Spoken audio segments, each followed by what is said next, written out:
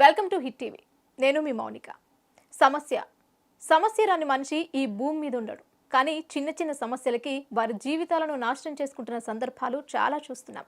అలా నాశనం చేసుకోకుండా ఉండడానికి మేం చేసే ఈ కార్యక్రమమే అదాలత్ విత్ అడ్వకేట్ రమ్య. మీకేదైనా సమస్య ఉంటే మాతో చెప్పుకోండి, సమస్యకి పరిష్కారం తెలుసుకోండి. ఈరోజు మనతో పాటు ఉన్నారు అడ్వకేట్ రమ్య. వారిని అడిగి మరిన్ని విషయాలు తెలుసుకుందాం. నమస్తే రమ్య గారు. నమస్తే. కాలర్ రెడీగా ఉన్నారు, వాళ్ళ సమస్య ఏంటో తెలుసుకుందాం. హలో, చెప్పండి మీ పేరు? నా పేరు వంశీ అండి. వంశీ గారు నమస్తే అండి. ఎక్కడి నుంచి కాల్ చేస్తున్నారు? నేను బెంగళూరు నుంచి కాల్ చేస్తున్నానండి. ఓకే, రమ్య గారు ఉన్నారు, మీ సమస్య ఏంటో చెప్పండి. వంశీ గారు చెప్పండి సార్. రమ్య గారు నమస్కారం మేడం. నేను చాలా సార్లు మీ షో చూశాను, చాలా మంది బాధలు విన్నాను, కానీ ఇలాంటి సిచ్యువేషన్ లో నేనే మీకు ఫోన్ చేస్తానని అన్నది అనుకోలేదండి. పర్లేదు సార్, చెప్పండి. మేడం నా పేరు వంశీ అండి. నా ఏజ్ 26. నేను ఇక్కడ సిగ్మా సాఫ్ట్వేర్ ఎడ్జ్ అనే కంపెనీలో పనిచేస్తున్నాను. ఓకే. ఇక్కడ నాకు ఒక అమ్మాయితో లవ్ అనేది ఏర్పడింది గత 2 years నుంచి. కానీ కొన్ని రీజన్స్ వల్ల, నా ఫ్యామిలీ కండిషన్స్ వల్ల నేను సాటర్డే సండే వీక్ ఆఫ్ ఉన్నా కూడా మా ఊరు వెళ్లాల్సి వచ్చేది. ఓకే. నా ఫ్యామిలీ కండిషన్స్, నా ఫైనాన్షియల్ కండిషన్స్ వల్ల. ఆ గ్యాప్ లో తనకంటూ ఆఫీస్ లో ఇంకొక అబ్బాయితో బాగా పరిచయం ఉండేది, కృష్ణ అని చెప్పి. కానీ మొన్న ఒకసారి అనుకోకుండా నా బస్సు లేట్ అయిపోయి, బస్సు మిస్ అయ్యి నేను అమ్మాయి కూడా కలిసి ఒకటే రూమ్ లో ఉంటున్నాము. సార్ మీరిద్దరు ఒకే ఇంట్లో ఉన్నాం అంటున్నారు కదా, అంటే లివినా లేకపోతే జస్ట్ ఊరికే రూమ్మేట్స్ లాగా ఉండేవాళ్ళ? రూమ్మేట్స్ అండి. లివిన్ అనేది నేను ఆఫ్టర్ మ్యారేజ్ అట్లా ఉందామని అనుకున్నాను. ఓకే, మీ మధ్య ఫిజికల్ రిలేషన్ లేదు. సూపర్. లేదండి. అంటే తను దూరంగా పెట్టింది, ఆ కారణంగానే తన ఫీలింగ్స్ ని గౌరవించి నేను కూడా వద్దనుకున్నాను. ఇంకా ఫ్లాట్ అయిపోయారు ఆవిడ క్యారెక్టర్ చూసి, అబ్బాయి ఈ రోజుల్లో ఇలా ఎవరు లేరులే అని. అవునండి. మీ ఇద్దరికి ఎంతకాలం నుంచి పరిచయం అండి? 2 ఏళ్ల నుంచి అండి. సూపర్, బాగానే ఉంది. చెప్పండి తర్వాత ఏమైంది? సో నా బస్సు మిస్ అయిపోయి, తన దగ్గర ఒక కీస్ ఉంటది, నా దగ్గర కూడా ఒక కీస్ ఉంటది ఇంటిది. ఓకే. సో నేను ఊరు వెళ్ళిపోయా అనుకొని తన కృష్ణ అనే అబ్బాయి తోటి ఇంటిమేట్ గా ఉండి, ఇంట్లో నేను ఇంటికి వెళ్ళే టైంకి వాళ్ళు రెడ్ హ్యాండెడ్ గా దొరికిపోయారండి. నా పరిస్థితి వర్ణాతీతం. ఎంతకాలం అయింది సార్ మీకు తెలిసింది? 4 days అవుతుందండి. అంటే రెడ్ హ్యాండెడ్ గా అంటే వాళ్ళిద్దరు డోర్ వేసుకుని మాట్లాడుకుంటున్నారా, లేదా వాళ్ళు మామూలుగా ఉండగా మీరు లోపలికి డోర్ తీసుకుని వెళ్ళినప్పుడు వాళ్ళ రియాక్షన్ ఏంటి? ఒకళ్ళు ఫేస్ ఒకళ్ళు కప్పేసుకుంటున్నారు. అసలు ఐ కెన్ ఎక్స్ప్లెయిన్ యూ అని చెప్పి ఏదేదో స్టోరీలు చెప్తున్నారు.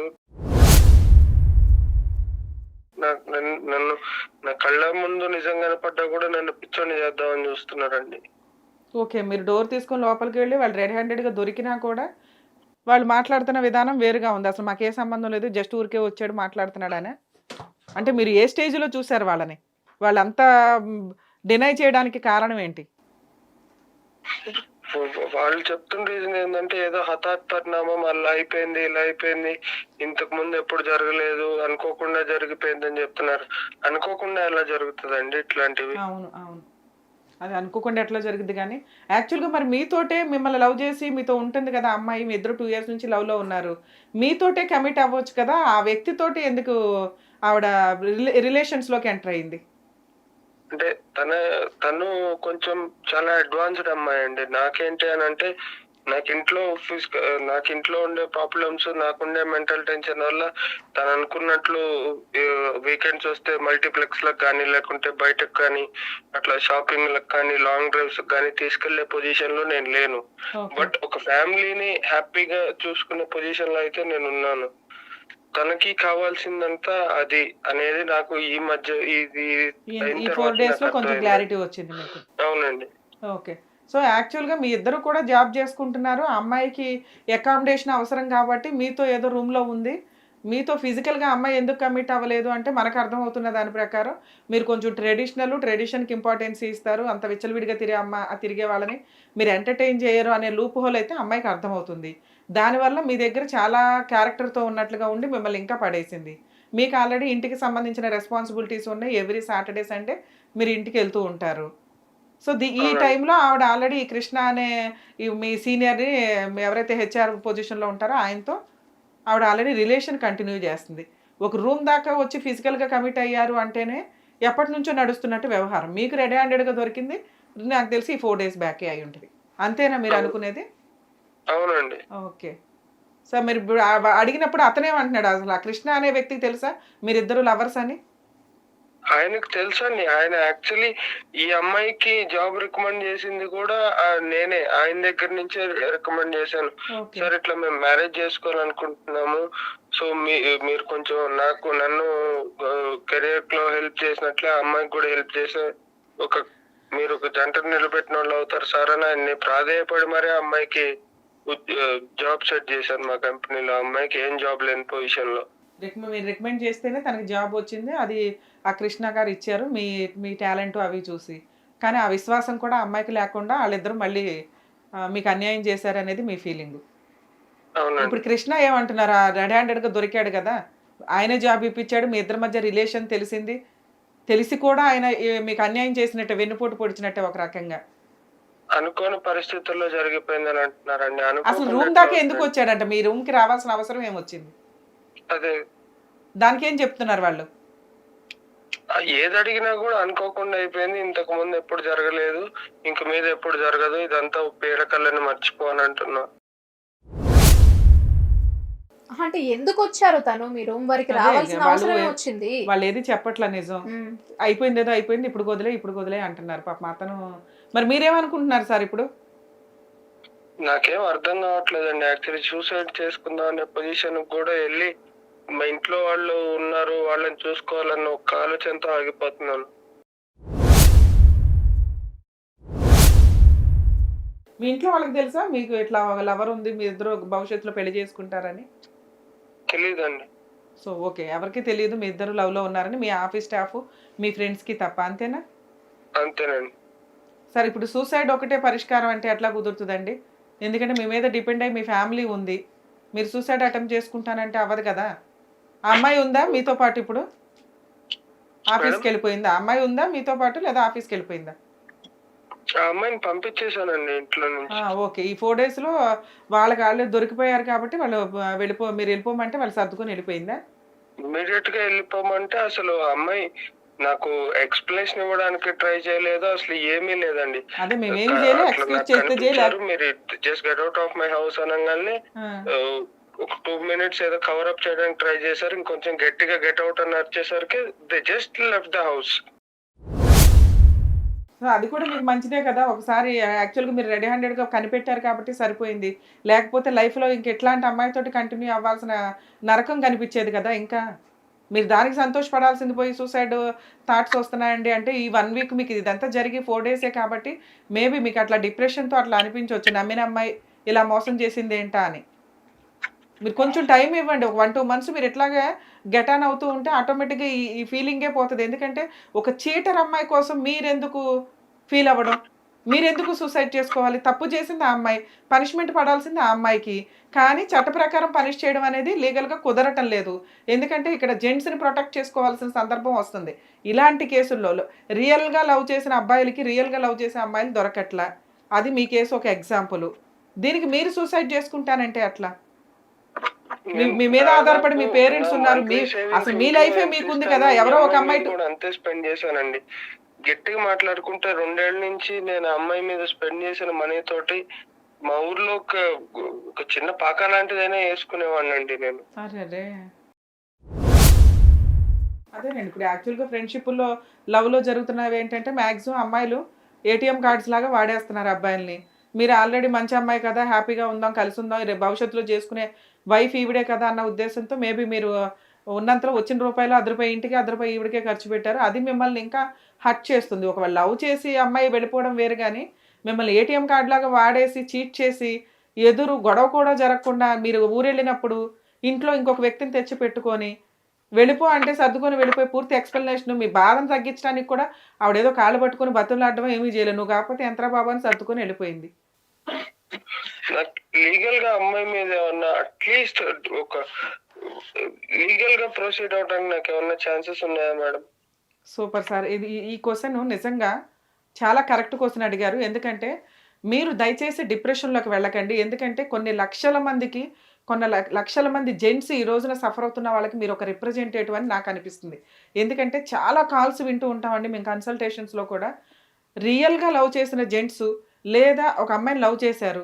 ఆ అమ్మాయి ఎట్ ఏ టైమ్ ఇద్దరు ముగ్గురిని మెయింటైన్ చేస్తున్న సందర్భాలు, లేదా ఉన్నంత కాలం ఇతనితో ఉండి తర్వాత ఇమ్మీడియేట్‌గా డ్రాప్ అయ్యి నాకిష్టం లేదు, ఇతని ఒపీనియన్స్ కలవలేదని చెప్పి బయటికెళ్ళిపోతున్న అమ్మాయిలే చాలా ఎక్కువున్నారు. ఇవి ఒకప్పుడు ఎలా అయ్యేవంటే క్రైమ్ లాగా కన్వర్ట్ అయ్యేవి. ఇప్పుడు క్రైమ్ పర్సెంటేజ్ ఇలాంటి కేసుల్లో చాలా తగ్గిందండి. ఎందుకంటే ఆటోమేటిక్‌గా ఇట్లా ఎన్‌కౌంటర్ దాకా ఎళ్తాము. లేకపోతే కొంచెం క్రూయాలిటీ ఎక్కువుంటే ఇంత సీరియస్‌గా ఉంటుంది. లేదా ఆ కేసుల్లో జీవితకాలం జైల్‌లో ఉండాల్సిన పరిస్థితి. సో, ఇప్పుడు మీరు అమ్మాయి నాకు అన్యాయం చేసిందండి. అమ్మాయి నన్ను ఏటీఎం కార్డ్‌లాగా వాడుకొని వదిలేసింది. ఇప్పుడు నా మనసు చాలా హర్ట్ అవుతుందండి. నేను ఒక సెకండ్ డెసిషన్ తీసుకుంటే సూసైడ్ చేసుకొని నా లైఫే పోతది. నేనేదైనా కేస్ ఎయడానికి అవకాశం ఉంటే నా కోపం, నా బాధ తగ్గుతాయి కదా! అనేది మీ ఫీలింగ్సా? కర్మేంటంటే లీగల్ ప్రొసీడింగ్స్‌లో ఇలాంటి అమ్మాయిల మీద కేసు వేయడానికి చాలా తక్కువ ప్రాసెస్సే ఉంది. కాకపోతే మీ కేసులో మీరు హ్యాపీ ఫీల్ అవ్వాలి అని మీరు అనుకుంటే గనక మీరు చేయగలిగే లీగల్ ప్రాసెస్ ఏంటి? మీలాగా సఫర్ అవుతున్న అబ్బాయిలు చేయగలిగే లీగల్ ప్రాసెస్ ఏంటనేది చెప్తాను ఒకసారి. ఎందుకంటే మేడం. ఒకవేళ మీరు ఈ అమ్మాయి మీద కేస్ ఫైల్ చేయాలి అని మీరు ప్రొసీడింగ్స్ స్టార్ట్ చేస్తే గనక ఆవిడకి తెలియగానే పోలీస్ స్టేషన్‌కెళ్ళి మీరు కంప్లెయింట్ ఇస్తే ఇట్లా జరిగిందండి. ఈ అమ్మాయి నాతో 2 ఇయర్స్ ఉండి నన్ను ఇట్లా వాడుకుంది. ఇప్పుడేమో ఇట్లా రెడ్ హ్యాండెడ్‌గా దొరికిందంటే ఇందులో 2 పాయింట్స్. ఒకటి ఆ అమ్మాయి మిమ్మల్ని చీట్ చేసి ఫిజికల్‌గా కాకపోయినా ఎమోషనల్‌గా వాడుకుంది, లవ్ చేశానని. తీరా చూస్తే ఆ అమ్మాయికి అక్రమ సంబంధం ఉంది.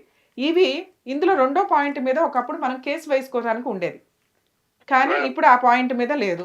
మరి అమ్మాయి మీద కేస్ ఎయ్యొచ్చా అంటే అది కూడా లీగల్‌గా చాలా వీక్ అండి.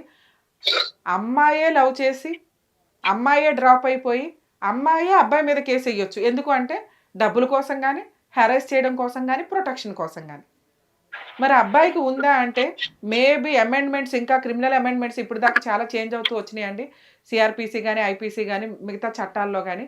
ఇవి కొంచెం రిపీటెడ్‌గా ఎవరైనా కంప్లెయింట్లు ఇస్తూ వెళ్తుంటే, సఫర్ అయిన వాళ్ళు మాకు లా లేదు కదా! మేము పోలీస్ స్టేషన్‌కెళ్ళినా కేస్ తీసుకోరు కదా! అని మీరు సైలెంట్ అయిపోవడం వల్ల ఎంత పర్సెంటేజ్ ఆఫ్ జెంట్స్ సఫర్ అవుతున్నారు ఈ లవ్ విషయంలో అనేది ఇంకా సర్వే రిపోర్ట్స్‌లో ప్రాపర్‌గా రావట్లేదు.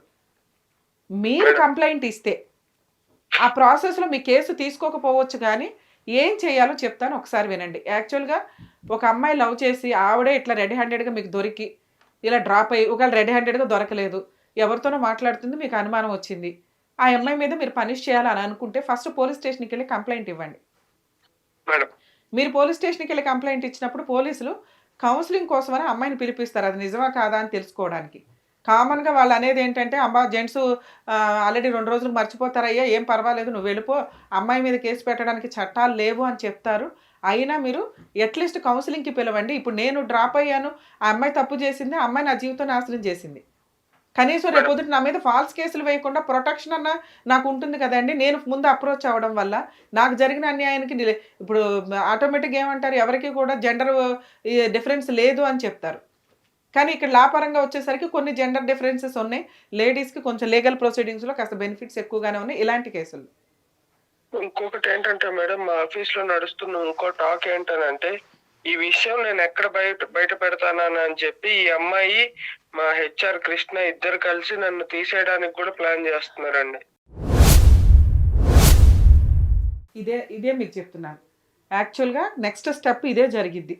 మీరు చేయాల్సిన పని ఇటువంటి వాటిని ఆపటం కోసం ఖచ్చితంగా మీరు లీగల్‌గా ప్రొసీడ్ అవ్వాలి. మేడం. లీగల్‌గా ప్రొసీడ్ అవ్వాలంటే మీకున్న ఆప్షన్ ఇందాక నేను చెప్పినట్టుగా పోలీస్ స్టేషన్‌లో కంప్లెయింట్ ఇవ్వండి. అప్పుడు ఈ పాయింట్ కూడా రేజ్ చేయండి. వీళ్ళు రెడ్ హ్యాండెడ్‌గా దొరికారు. నేను కేసు పెడతానన్న ఉద్దేశంతో నా దగ్గర ఇప్పటిదాకా వాడుకున్న అప్పు రూపంలో కూడా చాలా తీసుకుంది మీ దగ్గర మధ్యలో. ఏది అవును. 15,000 ఒకసారి 1,00,000 ఒకసారి అని చెప్పి ప్రాసెస్ నడిచింది. ఇవన్నీ కూడా మీ దగ్గర ఆన్‌లైన్ ట్రాన్సాక్షన్స్ ఉన్నాయి కాబట్టి వీటిని జిరాక్స్ కాపీలు తీసుకోండి. ఈ 2 ఇయర్స్‌లో ఈవిడకి జరిగిన ట్రాన్సాక్షన్ అంతా కూడా. దీన్ని రికవరీ చేసుకునే రైట్స్ మీకుంటాయి. ఇలా మనీ రికవరీ కోసం ఒక లవర్ మీద కేసు ఫైల్ చేస్తే ఆవిడ వెంటనే పోలీస్ స్టేషన్‌కొచ్చి ఇతను నా మీద రాంగ్ ఎలిగేషన్స్ ఇస్తున్నాడండి. మేమిద్దరం కలిసున్నాము. కొంచెం న్యూడ్ ఫోటోస్ తీసో లేకపోతే పర్సనల్ ఫోటోస్ తీసి సోషల్ మీడియాలో పెట్టి బ్లాక్‌మెయిల్ చేస్తానంటున్నాడండి అని మీ మీద రివర్స్‌లో ఒక కేసు ఫైల్ చేస్తది. మేడం. కానీ మీరు ఇచ్చిన కంప్లైంట్ వల్ల ఈ హెచ్ఆర్ కానీ వీళ్ళు కానీ ఎవరైతే ఉన్నారో ఆ కృష్ణ అనే వ్యక్తి మీ జాబ్ తీసేయకుండా ఈ కేసు కొంత రిలాక్సేషన్ కింద ఉపయోగపడుతుంది, లేదా కనీసం వాళ్ళని వాళ్ళు ఏదైనా ఫాల్స్ కేసు వేస్తుంటే ప్రొటెక్ట్ చేసుకోవడానికి ఉంటుంది. ఆ అమ్మాయి వేసే కేసు అమ్మాయిదే అయినా కూడా మీరు ఈ కంప్లైంట్ ఇవ్వడం వల్ల వాళ్ళని కొంత మీరు కంట్రోల్ చేయడానికి అవకాశం ఉంటుందండి. ఈలోపు మీకు కోపం కూడా కాస్త రిలాక్స్ అవుతుంది. అరే నాకు జరిగిన అన్యాయానికి నేను కనీసం ఒక కంప్లైంట్ ఇవ్వగలిగాను, నా మనీ రికవరీ కోసం నేను ఒకవేళ పోలీసులు తీసుకోకపోతే మీరు ప్రైవేట్ కంప్లైంట్ కూడా ఇవ్వచ్చు. ఇంత అమౌంట్ ఒక్క నిమిషం సార్ వెళ్ళిపోయినాక నేను ఒక్కడనే ఒంటరిగా కూర్చున్నప్పుడు నాకు అనిపించింది ఏంటంటే, నాకు కూడా చెల్లి ఉంది మేడం. నా చెల్లికి ఒక అబ్బాయి ఎవడన్నా ఇట్లాంటి అన్యాయం చేస్తే నా మీద కేసు అయితే అయింది, నాకు ఏదైతే అదైంది, వాడినైతే ఫస్ట్ ఏదోటి చెయ్యాలి అన్నంత కోపం వచ్చేది. కానీ ఇదే అన్యాయం ఒక మగాడిగా నాకు జరిగితే నాకు హెల్ప్ చేయడానికి ఏ చట్టం కానీ ఏ న్యాయం కానీ ముంగట రావట్లేదు మేడం. అవును సార్, అవును. ఎందుకంటే ఈ చట్టాల్లో ఉన్న మార్పులు రావాల్సిన అవసరం ఎంతైనా ఉంది. రాకూడని చట్టాల్లో మార్పులు వచ్చినాయి కొన్ని విషయాల మీద మాట్లాడితే. సో దానివల్ల ఏంటంటే అవి ఇంకా విచ్చలవిడిగా రిలేషన్స్ అనేది కామన్ అయిపోయింది. ఈ ప్రాసెస్లో మాట్లాడాలంటే మేబీ నేను చెప్పిన ప్రాసెస్లో మీ దగ్గర ఆన్లైన్ ట్రాన్సాక్షన్ కూడా ఉంది కాబట్టి ఖచ్చితంగా మీరు పోలీస్ స్టేషన్ కంప్లైంట్ ఇచ్చి వాళ్ళ దగ్గర నుంచి ప్రొటెక్షన్ తీసుకోవడానికి ఉంటుంది. ఒకవేళ పోలీసులు కనుక మీ కేసు తీసుకోకపోతే ప్రైవేట్ కంప్లైంట్ వేయడానికి అవకాశం ఉంది. అలాగే మీరు మీ అఫీషియల్స్ ఎవరైతే హెచ్ఆర్ పైన వాళ్ళు ఉంటారో వాళ్ళకు కూడా ఒకసారి వీళ్ళ రిలేషన్ గురించి కంప్లైంట్ ఇవ్వండి. మీ లైఫ్ ఇట్లా ఇది చేశారని మీరు మెయిల్ పెట్టినా కూడా వీళ్ళ మీద యాక్షన్ తీసుకోవడానికి అవకాశం ఉంటుంది. సో మీరు డిప్రెషన్లోకి వెళ్ళొద్దు. కనీసం ఈ పని చేయడం వల్ల మీకు కొంత కోపం రిలాక్స్ అవ్వడానికి అవకాశం ఉంది. మేబీ మీరు మీ వంశీ గారి కేసును ఒక ఎగ్జాంపుల్గా తీసుకొని అమెండ్మెంట్స్ రావాల్సిన అవసరం అయితే ఎంతన్నా ఉందండి మౌనిక గారు. సో యాక్చువల్గా చాలా మందికి వంశీ గారు ఒక రిప్రజెంటేటివ్. ఆయన కొంచెం ఇప్పుడు డిప్రెషన్లో ఉన్నారు, కానీ చాలా కేసులు మనం చూస్తూ ఉంటాం. యాక్చువల్గా వాళ్ళకి ఏం చేయాలో తెలియదు. వీళ్ళు పోలీస్ స్టేషన్కి వెళ్ళి, అదే అమ్మాయి అయితే పోలీస్ స్టేషన్కి వెళ్ళి కంప్లైంట్ ఇస్తే ముందు అబ్బాయి ఫ్యామిలీని పిలిచి, అరే నువ్వు అసలు ఈ అమ్మాయి సరౌండింగ్స్లో ఉండడానికి లేదు, ఇంకేమైనా అంటే మిమ్మల్ని అరెస్ట్ చేస్తాం 8 to 10 బెదిరిస్తారు.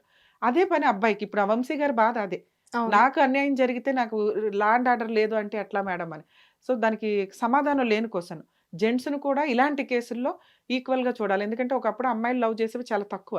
ఇప్పుడు అమ్మాయిలు బయటకు వస్తున్నారు, జాబులు చేస్తున్నారు, ఫ్రీడమ్ దొరికింది, ఫోన్ దొరికింది, ఒకళ్ళు కాకపోతే నలుగురితో ఎంటర్టైన్ అవుతున్నప్పుడు రియల్గా లవ్ చేసిన ఇట్లా వాళ్ళని ఒక ఏటీఎం కార్డు లాగా వాడేసుకొని తర్వాత నువ్వు నాకు అవసరం లేదు అంటే వీళ్ళకి కనీసం కంప్లైంట్ ఇచ్చే రైట్స్ అన్నా ఉండి కౌన్సిలింగ్ అమ్మాయిని పిలిపించి కౌన్సిలింగ్ ఇచ్చి ఇంకోసారి అలా చేయకమ్మా అని వార్నింగ్లు ఇప్పిస్తా అన్నా మేబీ అవి కంట్రోల్ అవ్వడానికి అవకాశం ఉంది. ఆ ఆప్షనే లేకపోయేసరికి వీళ్ళు ఏం చేస్తున్నారంటే ఆటోమేటిక్గా ఇంకా ఇదే పనిగా అన్నట్లు వెళ్ళిపోతున్నారు. అబ్బాయిలు ఒకప్పుడు ఇవి క్రైమ్కి వెళ్ళేవండి. మనం ఈ షోలో మాట్లాడకూడదు, కానీ వాళ్ళ కోపం కంట్రోల్ చేసుకోవడానికి ఉండదు, క్రైమ్ పర్సంటేజ్ పెరుగుతూ ఉండేది. ఆ తర్వాత ఏమైందంటే అరే బాబు కోర్టుల చుట్టూ తిరగడం కంటే ఇక ఈ సూసైడ్ చేసుకోవడం బెటర్ అన్న పొజిషన్లో కొంతమంది ఈ రెండిట్లో ఏదో ఒకటి జరిగేది. సో అట్లీస్ట్ ఇప్పుడు కొంచెం కౌన్సిలింగ్స్ ఇవి వచ్చినాయి కాబట్టి ఈయన ఆల్రెడీ మంచి వ్యక్తిలాగానే ఉన్నాడు. కొంచెం ఈ police station private complaint file చేస్తే ఈయన దగ్గర ఎవిడెన్స్ ఉంది లక్కీగా. ఈ 2 ఎవిడెన్స్లో ఉన్నాయి, ఏదో అమ్మాయి చీట్ చేసిన ఎవిడెన్స్ ఉంది, ఆన్లైన్ ట్రాన్సాక్షన్స్ ఉన్నాయి కాబట్టి వంశీ గారు ఆటోమేటిక్గా ప్రైవేట్ కంప్లైంట్ ఫైల్ చేసిన కొంతకాలం కోర్టు చుట్టూ తిప్పడానికి అవకాశం ఉంటుంది. వీళ్ళిద్దరూ చెప్పేసినంత మాత్రమే ఈయన జాబ్ తీయడం అంటే ఉండదండి. ఆటోమేటిక్గా అఫీషియల్స్కి ఈయన ఒక లెటర్ పెట్టి ఎక్స్ప్లెనేషన్ ప్రాపర్గా ఇస్తే కనుక ఈ కేసు కూడా ఒక ప్లస్ పాయింట్ అవుతుంది. వాళ్ళిద్దరిని సస్పెండ్ చేయడానికి అవకాశం, జాబ్ నుంచి తీసేయడానికి. ఎందుకంటే ఇప్పుడు సాఫ్ట్వేర్ జాబ్స్ అన్నీ కూడా టెంపరీ వ్యవహారాలే. ఆల్రెడీ చాలా వరకు జాబ్స్ ఇది అవుతున్నాయి, లే ఆఫ్ అవుతున్నాయి కాబట్టి ఆటోమేటిక్గా వీళ్ళకి కూడా తీసేయడానికి ఎక్కువ అవకాశం ఉంది. సో వంశీ గారు మీరు కొంచెం స్ట్రాంగ్గా ఇప్పుడు నేను చెప్పిన వేలో లీగల్గా ప్రొసీడ్ అవ్వండి సార్. ఎటువంటి రాంగ్ డెసిషన్స్ తీసుకోకండి దయచేసి. థ్యాంక్ యూ మేడం, చాలా రిలీఫ్ గా ఉంది మీతో మాట్లాడిన తర్వాత.